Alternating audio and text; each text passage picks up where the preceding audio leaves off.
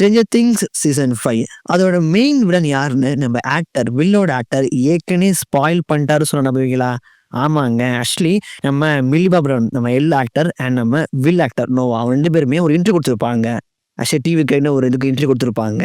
அப்ப அந்த ஹோஸ்ட் கேட்பாங்க, யாரு வந்து ரொம்ப ரொம்ப மிஸ் அண்டர்ஸ்டுட் வில்லன்? அதாவது இவன் வில்லன் கிடையாது.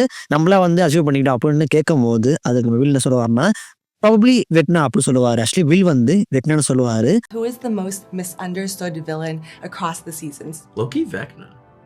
Really? Because like No, shut up. oh. That's it. No. So Vecna வந்து ஒரு மிஸ் அண்டர்ஸ்டுட் வில்லன் தான்.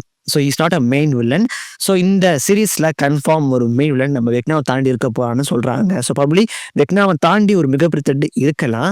ஆக்சுவலி வெக்னா வந்து மொத்தம் 12 குழந்தைகளை வந்து எடுத்திருப்பாரு. அவர் வந்து கொண்டிருப்பார். பிகாஸ் அவர் வந்து கிளாக்கை நம்புறவர். ஸோ ப்ராபப்லி இந்த 12 கிளாக் நல்லா எடுத்திருக்கேன்னா, ஸோ இவங்களை வச்சு ஒரு மைண்ட் ஃபிளேயர் ஆர்மி, அதாவது வெக்னா ஆர்மியை உருவாக்கி ஏதோ ஒரு மிகப்பெரிய த்ரெட் எடுத்து அவர் சண்டை போடலாம் அப்படின்னு நினைக்கிறேன். So probably Vecna is not a main villain. அவருக்கு மேலே ஒரு வில்லன் இருக்க வாய்ப்புகள் அதிகமாக இருக்கு.